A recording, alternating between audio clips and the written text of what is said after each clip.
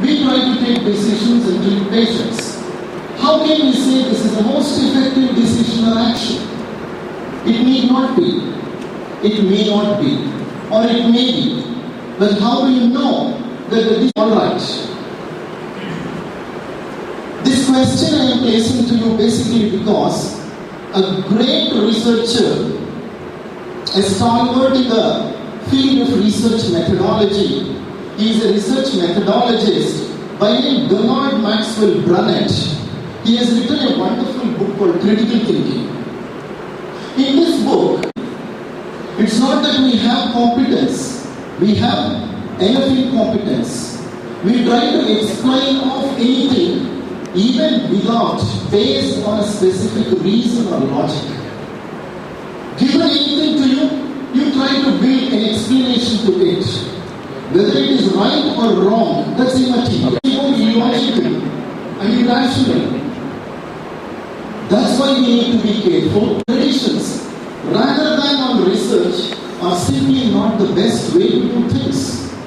As a clinician, being responsible for the health of your patients and also the larger world, we need to take actions and practice based on research evidence. Not just because tradition dictates something.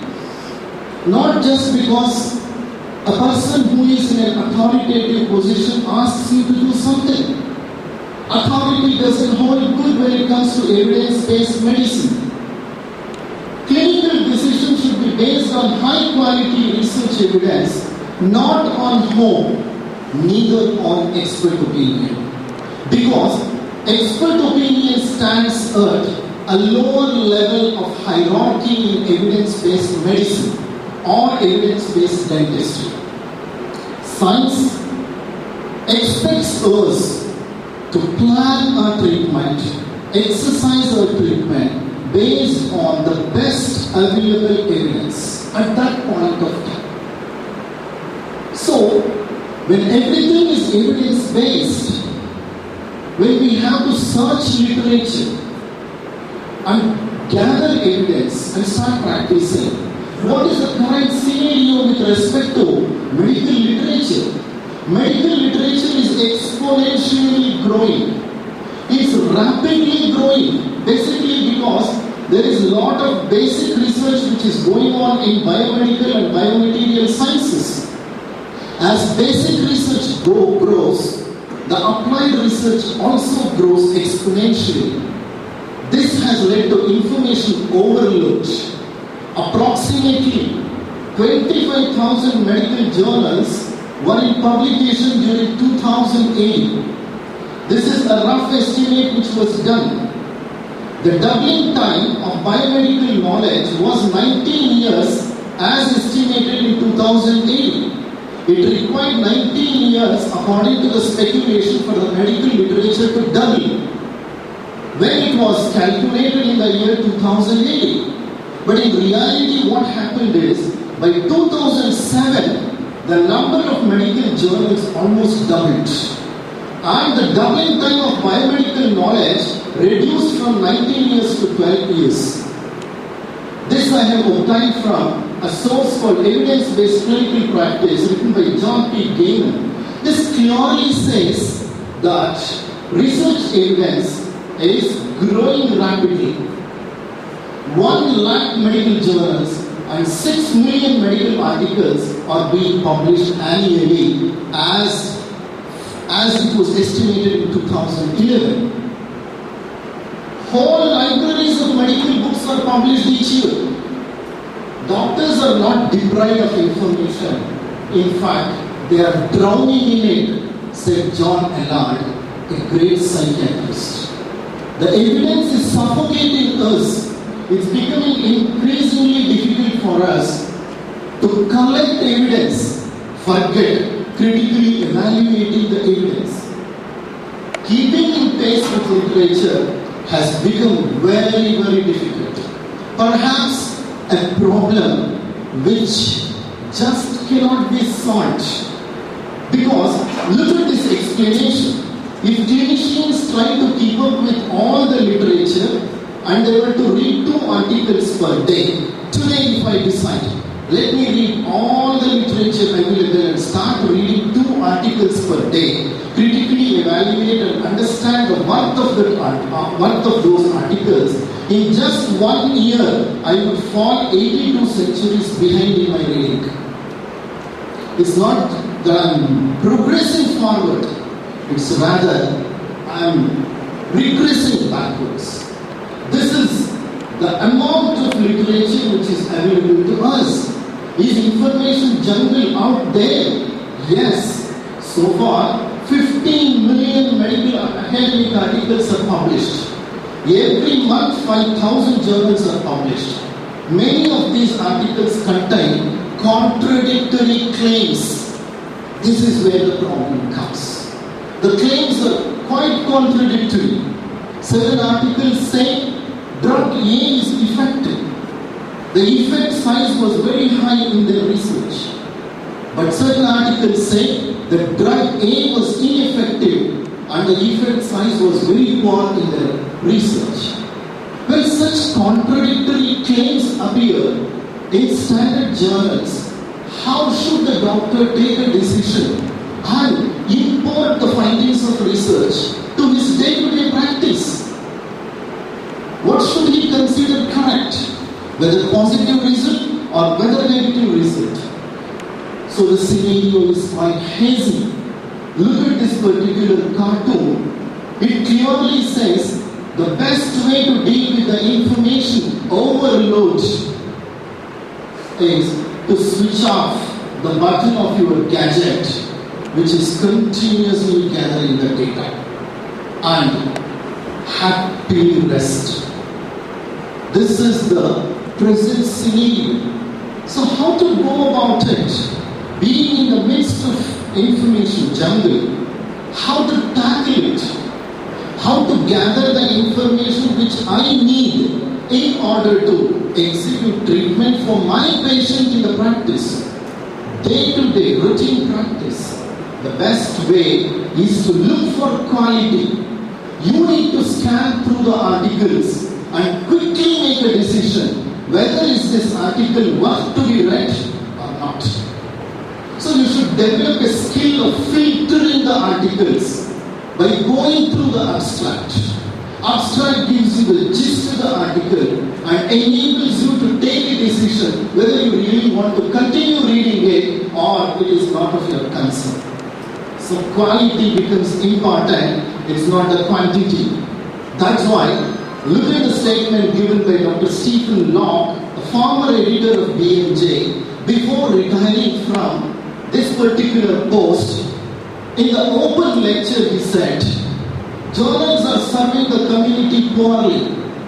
Many articles are neither read nor cited. Indeed, many articles are poor by quality. Research has switched over from quality to quantity, a deplorable situation. So much of quantity is there, but hardly any quality. When it comes to Indian scenario, it is 100% true. Indians are very good clinicians, but Indians are not great researchers. If you look at the contribution of Indian research to international health research, it's very poor. Having so many medical colleges, dental, nursing, physiotherapy, etc., how much of standard research that we are generating and how much of research we are contributing to international health research is really very meager and very poor. All that is published can't be true. Remember, all that is published, just because that is published in a standard journal, it cannot be true. That's why Elvin Chargaff, a great scientist and a great health scientist, once pointing to one of his colleagues in a conference said, he is a very busy man and half of what he publishes is true. But I don't know which half. Look at the sarcasm that's hidden in this statement. Elvin Chargaff was a great personality during this time. So, he could say, he had that audacity to say that half of the research which is generated by a person is true and which half he doesn't know. It clearly drives home the message that a lot of research that we are producing is not of high quality. As consumers of published research, what is our role? What are we supposed to do? Should we accept any information which is thrown at us, or should we exercise healthy skepticism? As a disciple of science, all of us should be skeptical. Not over-skeptical, but we should carry an element of healthy skepticism. Should not accept any information which is thrown on us on its face value. We need to dig into the concept. We need to analyze the information which is provided to us, and later we need to take decision. That means to say, systematically we should judge the piece of information which is given to us. Am I with you? Am I with you? Can I ask this question? I like to have a feedback. Am I with you or am I going fast? You are able to get along with me. That's very nice. As a skeptical reader, being a disciple of science, what should you do? When a research evidence is provided to you, you need to ask these three basic questions. First and foremost, is it new or is it some rotten old stuff? Is it a stale stuff? Is it something, a duplicate research or a replicated research? So try to find out how far the concept which is used, the theory driving that research, the model that is used in the research is new. Is it true? Okay, it is new. Let's say it is new, it's interesting. It is novel, it may be something innovative. But is it true? Only when it is true, I am able to import it into my practice and check it out. If it is not true, why should I use it in my day-to-day practice? This is the question. Is it important? Okay, it is new, it is true. But is this particular research dealing with some important clinical issue which is of use in day-to-day practice? These are the three questions which we need to ask as a skeptical reader. Okay, carrying these three questions in our back burner, let's just get into the business and begin with what is a journal? What is a journal club? What are the different types of journal clubs and how to go about with the journal club? Journal is a periodical. It is aimed at a particular discipline. Discipline may be as vast as general medicine, or discipline may be as narrow, as small as nanomedicine. So, you need to define the discipline there, and the periodical is dealing with a specific discipline. It may be vast or it may be narrow. The journals are intended for specialists. All the journals which are periodicals are not intended for laypersons. They are intended for people who are specialized in the field of a specific subject.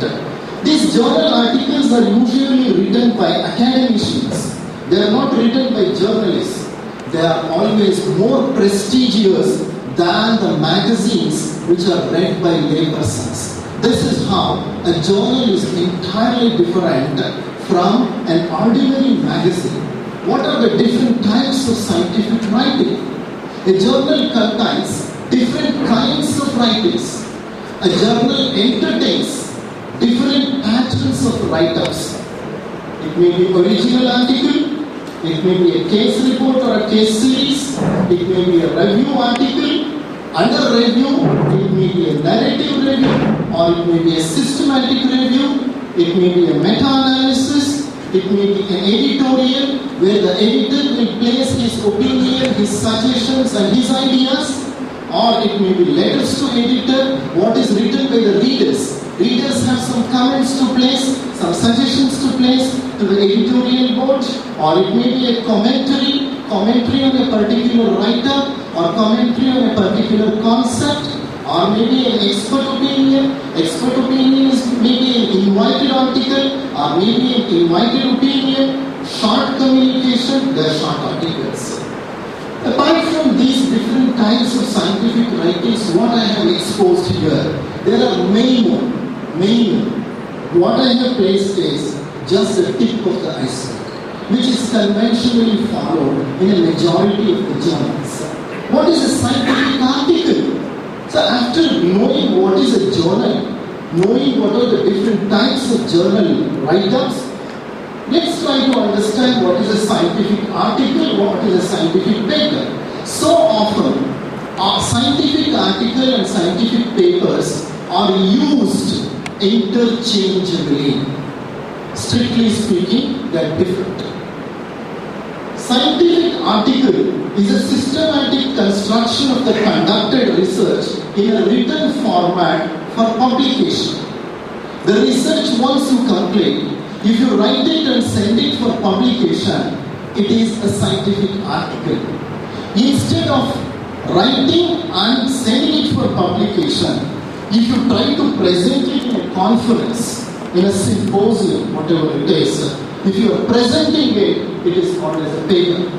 What you present is paper, what you write is an article. This is the distinction between scientific article and scientific paper.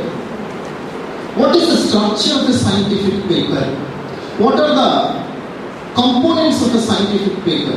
If you take the anatomy of scientific paper, most of the scientific papers or most of the scientific articles do carry these elements or components: title, abstract, introduction, materials and methods, results and discussion. This format is called as IMRAD format, otherwise IMRD format. I stands for introduction, M for materials and methods, R for results, A for and then D for discussion. Some people say after results, A is for analysis. It doesn't matter whether it is IMRAD format or it is IMRD format. The format is very clear, defined and specific. Certain articles do deviate from this structure. Say for example, meta-analysis or meta-analysis. Now there is a higher version above meta-analysis. We call it as meta-analysis. So this meta-analysis and meta-analysis has its own way of writing. It has its own rigors. Coming to the structure in detail, what does the introduction consist of? Any scientific paper, introduction should deal with these two areas. Introduction gives a brief view or brief picture of what is known up till then related to a specific research issue. What is known, what is unknown, or what is yet to be known. Why is this study in the first place being done? What is the purpose of the study? The rationale behind the study, the objectives of the study. It will carefully create and craft content related to these two questions. While writing the introduction, there are different patterns of writing. We call the beginning of introduction, the body of introduction. Areas of one particular place in India is about 80%. Okay, whatever it is, introduction is one particular place where the reader is going to be introduced to what is known and what is not known and what is going to be done in the article. There is one particular issue called cherry picking. Some people, while writing introduction, pick up only such articles in the review. Review means in the beginning 1 or 2 paragraphs. You carefully pick up only those articles which support your hypothesis. You avoid those which are not in line with your hypothesis. Deliberately, intentionally, you pick up something which fits into your model and you will place it. Those which are contradicting your particular hypothesis or your belief, you deliberately try to filter out. This is called as cherry picking. If you are a critical reviewer, you need to go through that particular part in order to catch how of that particular author in case if he has gone on cherry picking. Cherry picking is a concept which is so popular now in managerial sciences, not alone in medical sciences. You pick up something which fits to your belief and you deliberately leave something which is not of your taste. Materials and methods deal with what was done and how was it done. what was being done as a part of your research, and how was it done. Results will deal with what was found after you did that, what all was found, and then in the discussion, what it all means. What is the big question? That's what you are going to answer in the discussion section. Okay, this is, briefly I have placed it. Let me go ahead with Journal Club after giving you the overview of all these different components of our journal article. A journal club is an educational meeting in which a group of individuals discuss current articles and provide a forum to keep up with the literature. A group of individuals who have a similar taste sit together, pick up an article and dissect it, trisect it or multisect. What I mean to say is they are going to analyze it thoroughly, piece by piece they analyze it. They understand the article, they understand the research evidence which is being given, and they try to come to a conclusion. So journal clubs provide a forum to know more about what is happening in the scientific circles. What is the current scenario related to a specific research question? The historical background of journal club. Journal clubs were first time mentioned in a book called Book of Memoirs, and this book was containing letters written by Sir James Paget, a British surgeon. A famous British surgeon by name Sir James Paget quotes the earliest or the primordial journal club, which was held on the top of a bakery opposite to St. Bartholomew's Hospital in London. Doctors used to meet there during the lunch break, sit together, discuss articles, and then in the evening, in the same place, they used to spend their time playing cards. That's how the journal club came into existence. Later, the journal club format was completely formalized, customized by Sir William Osler, a great physician who is called as the father of modern medicine. He is also called as founder of journal clubs. What are the common journal club goals? Journal club should provide an update of literature. Remember, it should provide enough opportunity for the members to update their knowledge and keep up with the pace of knowledge generation in the field of medical science. Journal club should help in teaching and learning the techniques of critical appraisal and critical reflection of scientific literature. We are also going to seriously reflect upon it. We will go to critical appraisal and critical reflection separately in the future sessions. Journal club should facilitate decision making in application of research evidence to clinical practice. You have a clinical question. The question is, let's say from dentistry, because please excuse me, I may give few medical examples, but I like to give examples from dentistry which is very clear and which can be understood even by you people. I am not a medical person, I am not a doctor of medicine, I am a doctor of dentistry. Please excuse me. I have a patient in my clinic. The patient is, she vomits. She is not letting me examine her oral cavity. I haven't come across such a patient with hypergag reflex anytime. Any number of time I am conditioning her and trying to get her into my clinic, I am not able to examine her oral cavity. What am I supposed to do? Is a clinical question. Go to journals, find out whether such instances have been reported anywhere in the research, anywhere in the articles. Collect such articles, analyze the research evidence, find out whether that particular research output can be used. Can they be used in a practice in order to alleviate this problem? So journal clubs help in giving clear-cut answers for many clinical questions, help in taking or making decisions. What are the different types of journal clubs? There are many different formats, different patterns of journal clubs. I have just picked up 4 important ways of conducting journal clubs or methods of journal clubs. A journal club may be a descriptive journal club. where the members sit together, read the article, simply describe what is being done, what is the output of the research, and just add few of their opinions and wrap up the whole session. This is about descriptive journal club. It's nothing more than a seminar what we do. But we take the center of an article. A descriptive journal club doesn't take you too far. Definitely it doesn't take you too far. The best way to approach journal clubs is to critically evaluate the article. Apart from describing, please go beyond. Go beyond, because you need to know whether this research evidence is worth it. Should I import it into my clinical practice? The research is of use only when it has some clinical relevance, clinical significance, or public health significance.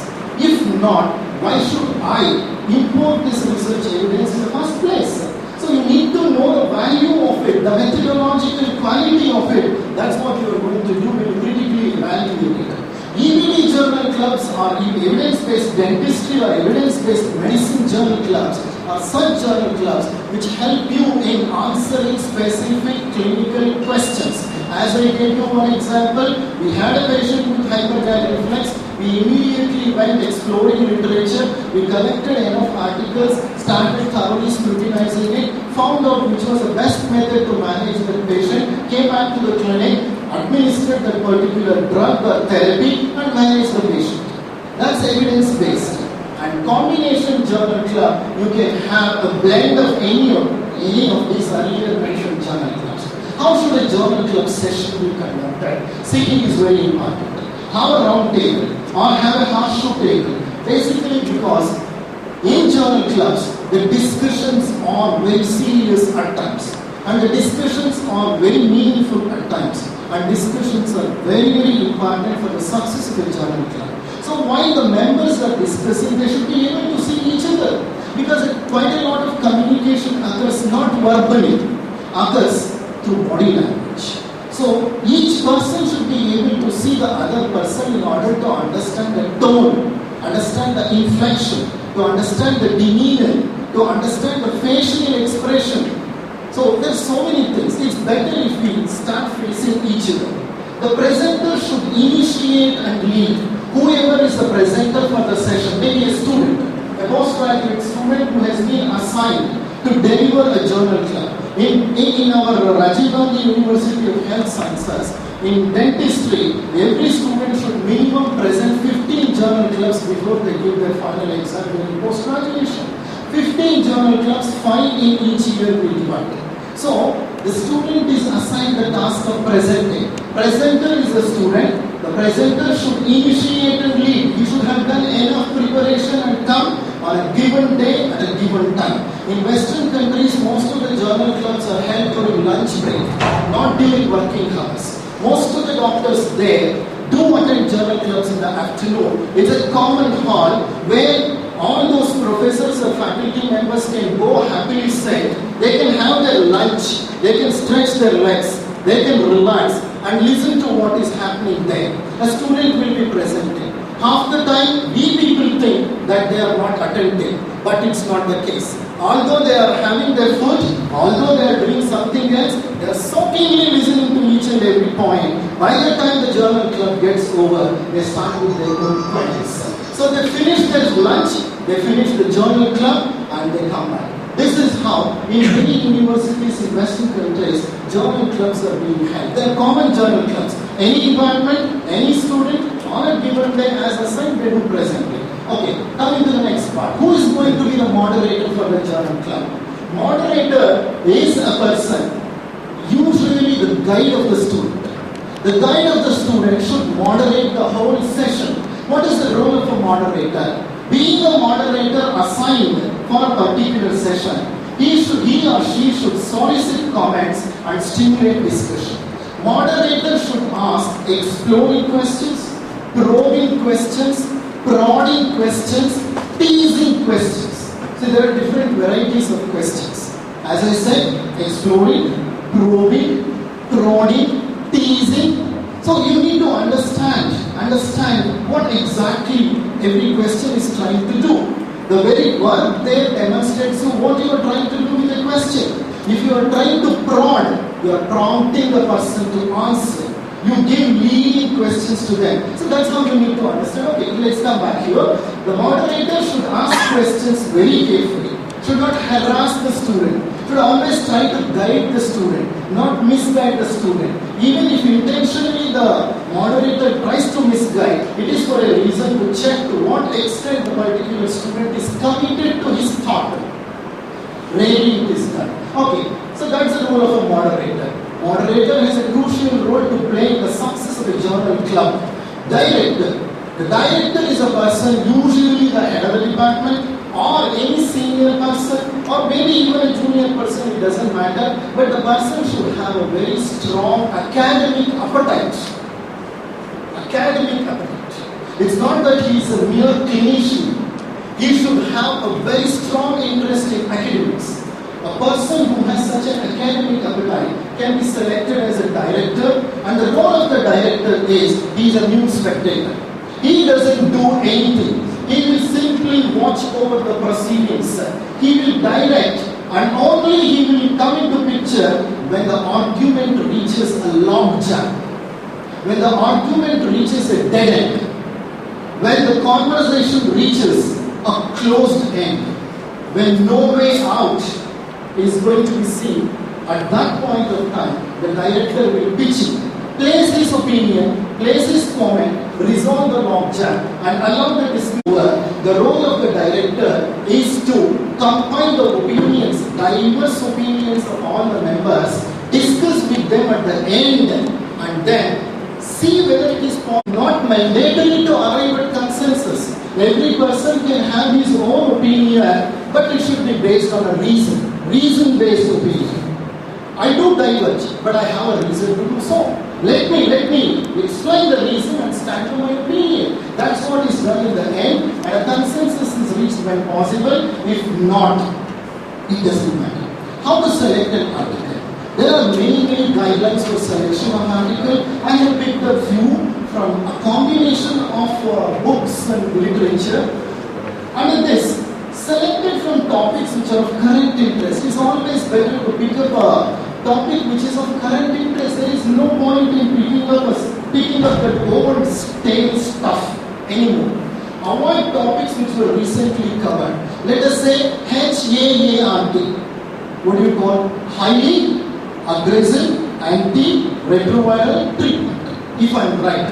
If HAART is the topic which is being selected for journal club, if it has been covered just 15 days back or 1 month back, not much would have gone in that direction within 15 days, 1 month. Not much of research would have been added into that topic.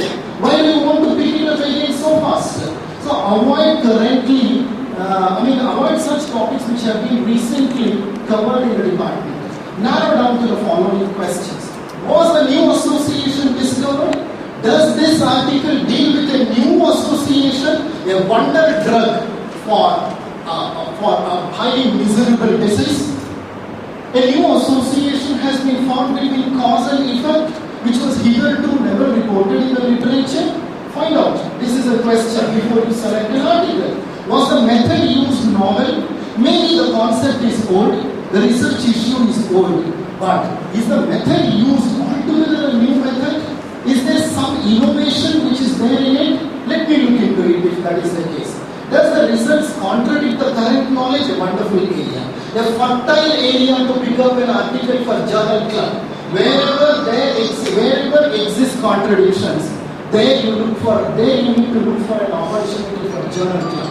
Journal club should pick up such articles which provide you enough opportunity to have sound conversations. Conversations which vertically grow, which laterally grow, which has enough scope for conversation and discussion. That should be the kind of article which has to be picked up. Does the study make major public health or clinical significance? Yes, a study showed there is a very high statistical significance. I am least bothered about statistical significance. P-values are misused, P-values are abused. I don't want to depend only on statistical significance. What I look for is clinical significance. To To what extent my patients are going to be benefited? To what extent my community is going to get benefited? Have they placed effect size? Have they tried to calculate NNT, number needed to treat, number needed to harm, number needed to prevent? So these are the questions which I need to ask. Ask such questions. If it has a clinical significance, yes, it's an article to be picked up. Were there many critical letters to the editor in response to it? An article which has invited a lot of criticism. Lot of letters were written to the editors and also to the authors criticizing the whole article. It's a wonderful article for discussion because you come to know the pros and cons, merits and demerits, pitfalls and the sound areas in that. So pick up that kind of article. How exactly a journal club session has to be managed? Student as a presenter should conduct extensive literature search and study in detail before presenting the article. Enough. Because nowadays there is no dearth for information. There is no problem for accessing information. At the fingertips they are able to get bundles and bundles of articles, or I can say truckloads of information is available. So it's not difficult for them. Let them pick up the article well in advance, take the consent of the director and the moderator, and then thoroughly do literature search and in-depth study. Discuss with director, moderator and subject experts in case if a discussion is required to clarify several issues. These people should come to the rescue of the student. Student then should prepare the whole journal club session, planning, prepare it, and then in the session he should first present the content of the article, then the evaluation how he or she has done, and then add self-opinion but with line of defense. Student should be given enough liberty to add his or her own opinions, views, ideas, conjectures, beliefs. That is the place where a student is allowed to freelance. The thought should freelance there. That's how lateral thinking develops in a student. Student starts thinking out of box. Don't constrain the student in a strict model. Some innovative ideas. So that has to be done in the end and presentation gets over. By the time the presentation is over, the director will pitch in and solicit comments from everyone, and if consensus is possible to reach, the director will elicit the consensus. What are the impacts of journal clubs? Journal clubs improve reading habits. They enable critical thinking. The curriculum of medicine in India has to be reoriented to motivate critical thinking in students. That is what is lacking. We are critical thinkers. Critical thinking means thinking on thinking, disciplined thinking, reflective thinking, intellectually engaged thinking, a thinking which goes in parallel with judgment, thinking about that information and understanding the information with a particular question whether to believe or not to believe. So critical thinking as such is a very strong area. The curriculum should be strongly oriented towards enabling critical thinking. The problem basically in India is curriculum development has not been done so scientifically. According to several studies, it's not my opinion.